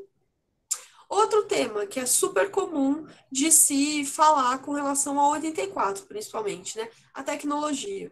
E a gente já havia comentado, né, que aqui não é a ideia de que o Orwell adivinhou o futuro, ele preveu a tecnologia, ele adivinhou o smartphone, a internet. Não, é que ele entendia de uma maneira tão profunda todas essas questões da sociedade em que ele vivia e que ele já conseguia perceber que existia uma intenção de manipular as coisas e de controlar a população por meio de tecnologias. E aí, pensando no 84 em específico, né, a data, o ano de 1984, ele vai chamar muita atenção porque foi, né, nossa, chegamos no ano de 84, será que a profecia, entre muitas aspas, do Orwell vai acontecer? E o que aconteceu em 84? A Apple vai lançar o seu primeiro computador, o Macintosh. E aí eles vão fazer um comercial que eles vão pegar toda essa questão da imagem, da estética distópica do 84 para fazer uma propaganda que foi dirigida, né, um comercial dirigido pelo Ridley Scott, que era um diretor famosíssimo de ficção científica, né, dirigiu Blade Runner, Alien, Hannibal, Perdido em Marte e por aí vai. Então eles pegaram um diretor de ficção científica para fazer um comercial sobre o Macintosh, unindo então essa questão do 84 com essa data que chegou como o lançamento, né, dessa tecnologia. E é um vídeo de 1 minuto, ele é super curtinho, eu gostaria que a gente assistisse, no mesmo esquema que a gente assistiu o vídeo do Bourdieu. Assistam esse vídeo, quando terminarem, me avisem que aí a gente comenta. Ele é bem curtinho, ele tem 1 minuto.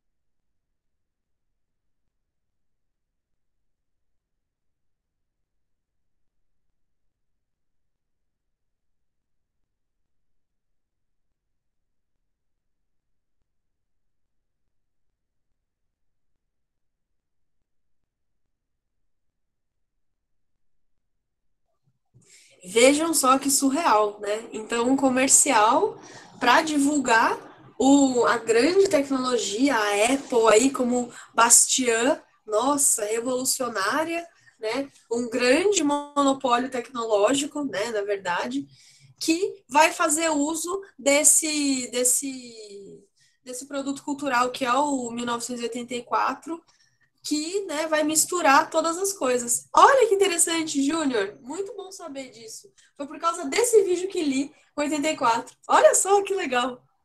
E aí, vejam só, né? O Steve Jobs, ele já tinha, né, aquele hábito de quando ia lançar alguma coisa, ele fazia aquele discurso. E eu trouxe aqui um trechinho do discurso que ele vai fazer quando ele lançou o Macintosh. Vejam só que curioso. Agora estamos em 1984. Parece que a IBM quer tudo. A Apple é vista como a única esperança de oferecer à IBM uma disputa pelo seu dinheiro.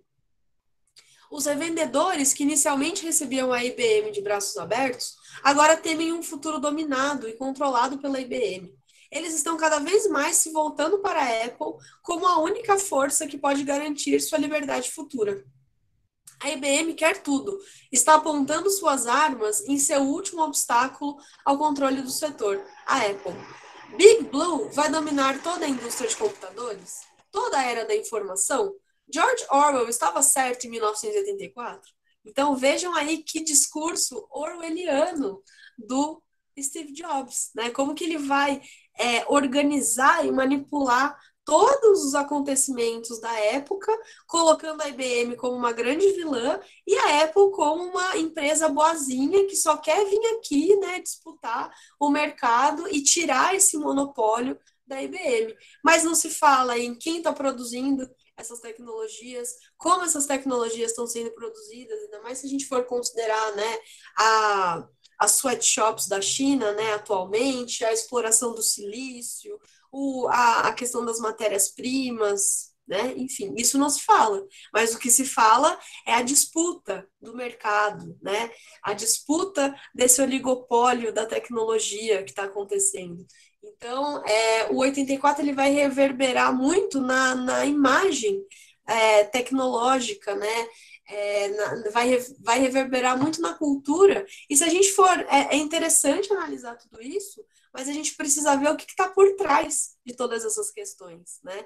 E é muito curioso como todo mundo vai querer pegar um pedacinho do Orwell para conseguir colocar no seu argumento, né? O Steve Jobs vai fazer isso de uma maneira muito convincente. Na época, né, quando o ano de 84 chegou, todo mundo traçando vários paralelos com relação à obra, né? Então, é bem curioso de perceber. O que mais? Outro tema que é super relacionado ao Orwell, né? Um legado aí que o 84 deixou na literatura. A questão da vigilância e da privacidade. E aí, isso tem tudo a ver com muitas coisas que a gente está vivendo no século XXI. E lembrem-se, ele não adivinhou, ele apenas analisou um sistema que foi se renovando, que entra em crise e se renova o tempo todo. Então, a questão da vigilância, ela é uma vigilância ideológica, ela é uma vigilância política, que é uma estrutura, um sistema que vai focar no subjetivo, né? Vigiar a individualidade de todo mundo. E aí a gente tem, né, fazendo um paralelo com o século XXI, e aí, pensando, né, a gente vai ver as fases do capitalismo daqui a pouco, mas os Estados Unidos vão ser o grande país, né, depois da Segunda Guerra, a grande nova potência, né, o grande novo império, falando do termo do Hobsbawm.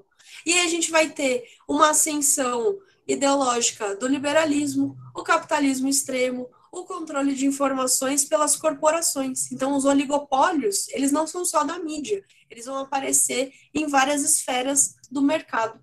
E aí, no contexto do século XXI, os nossos dados, né, que a gente circula aí nas redes, vão ser a nova commodity, vão ser o novo petróleo, né? Então, os nossos dados, as nossas informações, o que a gente consome, o que a gente assiste e tudo mais, vão ser produtos que, né, vão funcionar como uma grande commodity. E o que é uma commodity? Produtos que funcionam como matéria-prima, produzidos em escala e que podem ser estocados sem perda de qualidade, como petróleo, suco de laranja, congelado, boi gordo, café, soja e ouro. Então, antes, a commodity ela era uma matéria-prima. A partir da exploração dessa matéria-prima, o sistema econômico se organizar. E a gente chegou numa fase que o capitalismo foi se renovando e foi se reformulando a ponto que a nova commodity são os nossos dados. Então, nós somos o produto. né? E aí a gente tem os dois exemplos do Assange, né, e do Snowden, que vão tentar romper com isso e vão tentar quebrar essa questão dessa vigilância ideológica. O Assange com o Wikileaks, né, que vai vazar as informações da guerra do Iraque e do Afeganistão, e o Snowden com os vazamentos do sistema de vigilância da NSA, né, do Departamento de Segurança americana.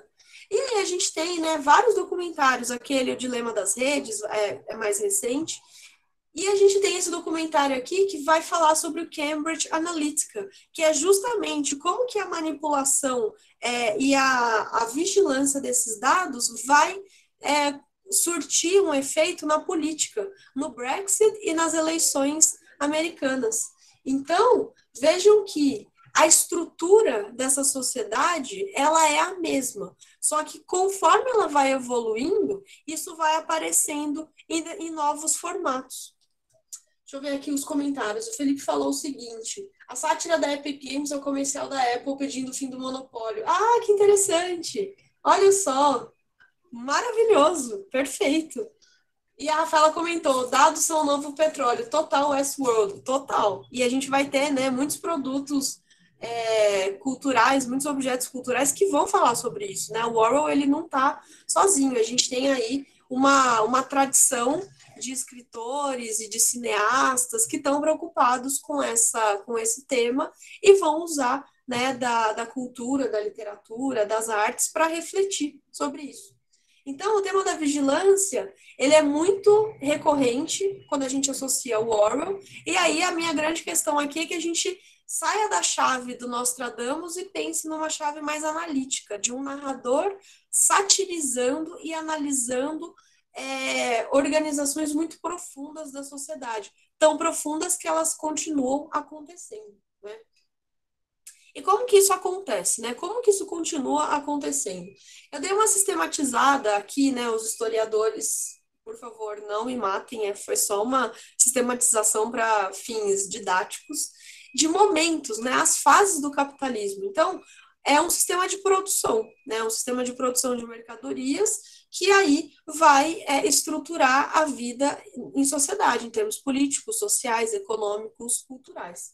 E aí a gente tem a fase mercantil, lá no século XVI e vai até o século XVIII, com as navegações. E aí, quem estava no centro de tudo isso? Portugal, Espanha, Holanda, França, o Reino Unido. Então, se a gente for pensar nas colonizações, e o pessoal, né, dos estudos pós-coloniais vão se desdobrar muito a estudar as reverberações desse capitalismo mercantil, né? Então, a busca por mercadorias e aí essa expansão, esse movimento que vai se desdobrar na escravidão, nas colonizações, no apagamento de povos nativos e tudo mais. Então, o capitalismo, ele sempre vai estar pautado na exploração, na desigualdade. E aí, como que evolui? Como que ele vai evoluindo conforme ele vai expandindo? Ele vira de mercantil para industrial. Então, aí a gente tem a Revolução Industrial, né, no século XVIII, no século XIX, e a gente vai ter esses dois intelectuais do liberalismo, o Adam Smith e o David Ricardo, que vão comentar, que vão falar, né, sob o ponto de vista liberal, como que esse capital se estruturava. E temos aí no século XIX, óbvio, o Marx e o Engels fazendo uma análise crítica dessa economia política. Que mais? Giovanni Arrighi, não sei se estou pronunciando certo, usa mais ou menos essa divisão de ciclos de acumulação e suas hegemonias. Exato. Então, a gente vai ter diversos teóricos que vão falar, tem até alguns economistas que vão colocar a cada tantos anos o capitalismo se renova, entra em crise, se renova. Então, depende aí da abordagem que se tem, vai haver algumas nomenclaturas diferentes, né? Enfim, depende de que teórico a gente está usando. E aí a gente tem o capital financeiro, que aí, né, da Revolução Industrial, a gente tem o capital financeiro. O longo século XX, exato. Muito bem lembrado. O Hobsbawm também vai analisar muito isso, essa transição, né, do século XIX para o século XX, que é essa virada da Revolução Industrial para o quê? A exploração, a matéria-prima, o que vai dar lucro, né, o que vai gerar mais valor, vão ser as ações na Bolsa de Valores, os empréstimos, as dívidas, a especulação imobiliária, que vai culminar na crise de 2008, né? Então, na crise da especulação imobiliária, que vai ser a virada do século XX para o século XXI. Então, conforme, né, o contexto histórico vai avançando, o capitalismo vai se renovando. Ele entra em crise, a crise de 29, e aí ele se renova para se estruturar, então, para que o mais valor seja obtido na questão da especulação. Então, só os valores ali abstratos da Bolsa, né? E aí, o que a gente tem? Na virada do século XX para o século XXI, o capitalismo de vigilância. Então, tem alguns teóricos que já estão comentando sobre isso, que a ideia é que, desde 1958, a partir da Guerra Fria, a gente tem os Estados Unidos estruturando tecnologias com um propósito, o controle militar dos dados. Então, a gente vai ter satélites, a gente vai ter, né, a ideia de que a rede mundial de dados, que depois passou a ser a internet, ela surge como uma intenção de troca de dados para justamente controlar, né, a situação, o que estava acontecendo. E aí isso se desdobra no século XXI com a vigilância e o consumo. Então, principalmente aquele que a gente tinha comentado na aula passada, daquele documentário, né, O Dilema das Redes, que ele vai dar um final bem conciliatório, né, com as ideias hegemônicas, mas no começo ele fala algumas coisas interessantes. A grande disputa dos dados é pela a nossa atenção para que a gente consuma coisas. Então, o mercado da publicidade, ele se renovou. Em vez de usar, né, ainda existe, né, outdoor, propaganda em revista e jornal, mas pegaram essa técnica e fizeram uso desse mecanismo de vigilância em que os nossos dados vão ser a nova mercadoria, disputando a nossa atenção pelo que a gente vai consumir para gerar o lucro para esses grandes oligopólios. A briga pelo 5G está nesse contexto, exatamente, de disputa tecnológica de vigilância internacional. E aí, se a gente for entrar até no debate ambiental, né, tem milhares de satélites orbitando a Terra, né, enfim, aí já aparece um monte de fake news de que o 5G dá câncer, né, então tudo vai se misturar. A manipulação da linguagem, o discurso hegemônico, o oligopólio, o capital cultural, a cultura e as obras de arte, tudo vai estar, né, intrínseco, muito ligado nessa rede. E esse momento histórico que a gente está vivendo é esse de vigilância, e ele não é tão recente assim quanto a gente imagina. São tecnologias que já estão sendo sistematizadas desde a Guerra Fria. Tem uma professora da Federal Fluminense, a Virginia Fontes, que ela vai comentar muito sobre isso, sobre como que existe uma organização militar de controle de dados. Então, não é uma coisa das redes sociais e do Google e do século XXI, já é uma coisa que surge lá desde a Guerra Fria. O que mais?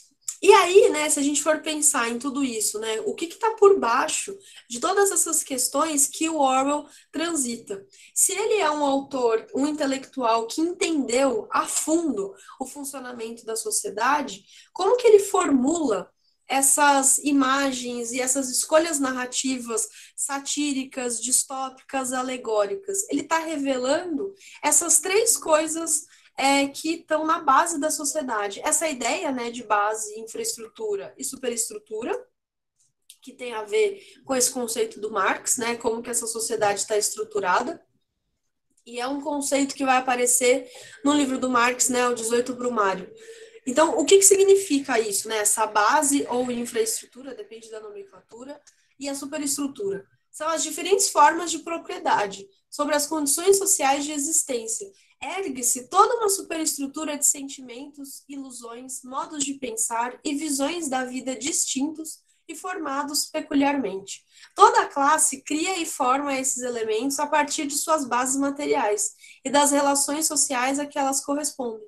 Então, a gente tem, né, essa sociedade numa base e as superestruturas que vão manter essa base em pé. E cada classe social, né, dentro dessa pirâmide, vai ter uma visão de vida, uma visão distinta e que vai ser formada de uma maneira peculiar, né? Que é aquela ideia do capital cultural que a gente viu de acesso, disputa de poder, privilégio. O que mais que está por trás disso tudo que o narrador orwelliano revela para a gente nas suas obras? Um conceito que a Escola de Frankfurt vai comentar bastante, que é o conceito de reificação, que é o quê? A coisificação das relações sociais. Então, as relações sociais vão se transformar em objetos, de modo que sua natureza é expressa através das relações entre objetos de troca. Então, o fetiche da mercadoria vai fazer muito sentido aqui, né? Então, as relações sociais estão pautadas na troca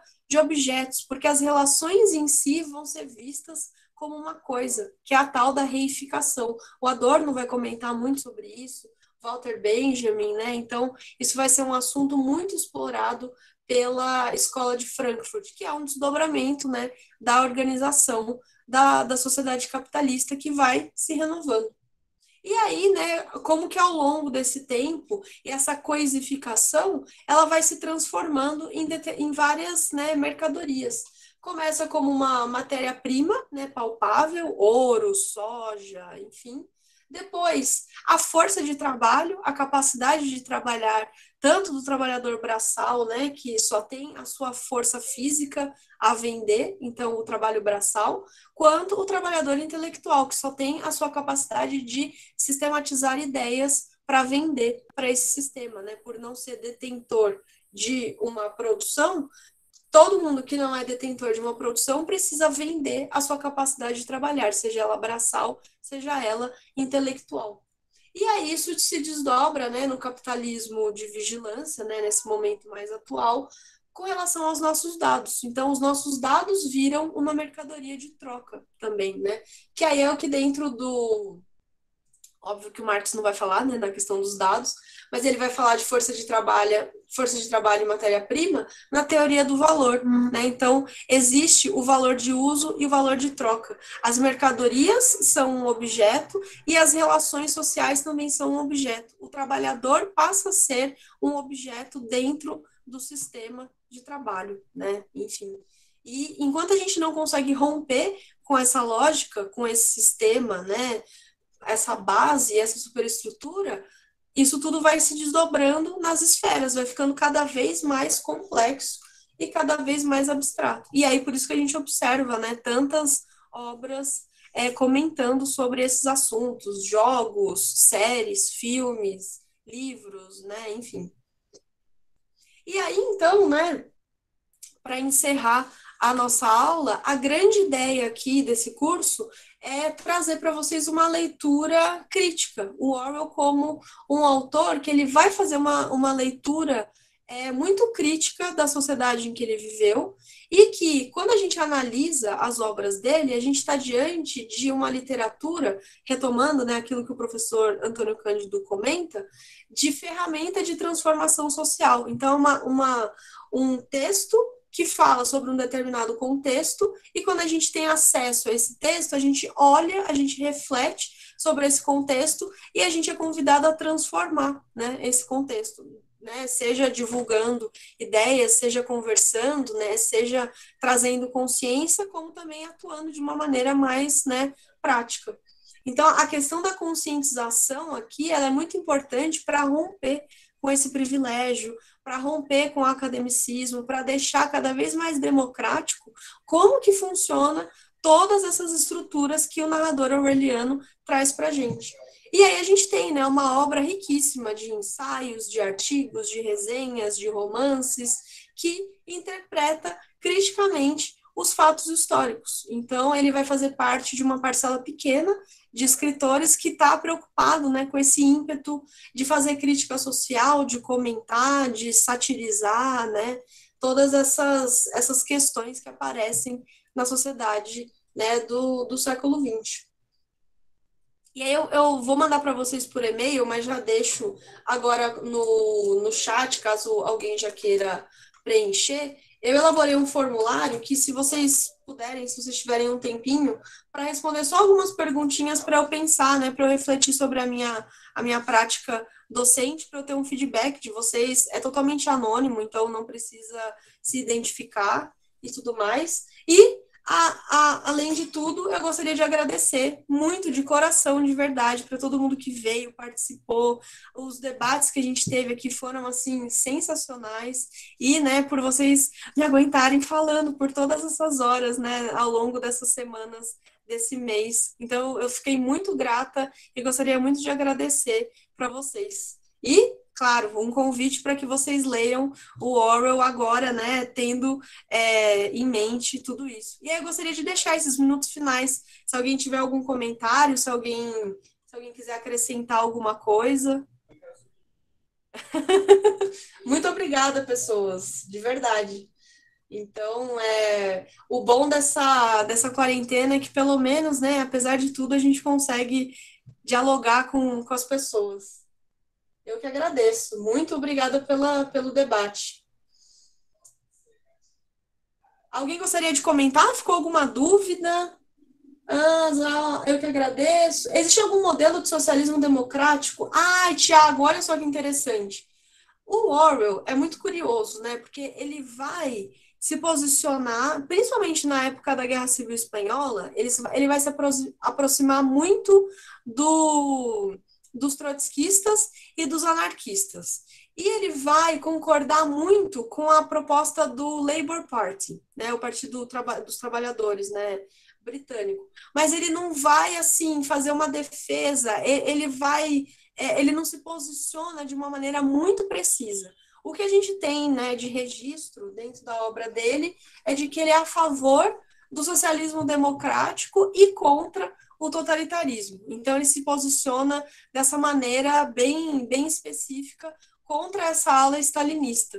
Mas, assim, um posicionamento específico, partido tal, autor tal, ele deixa muito, muito em aberto. O que a gente tem de acesso da obra dele é isso. Que mais?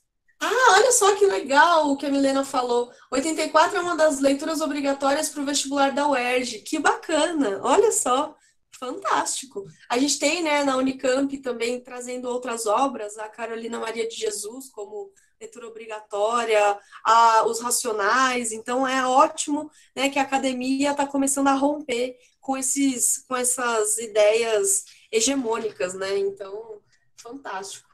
Aproveitem aí a lista de presença rolando. Por favor, assinem ela até o final dessa semana, até sexta-feira, porque aí eu vou mandar a papelada toda para o pessoal lá da FEFELESH, certo? Mas é isso, pessoas. Muito, muito, muito obrigada, né, de coração. Foi fantástico. E fiquem de olho que em breve teremos outros cursos aí. Então, é isso. Obrigada.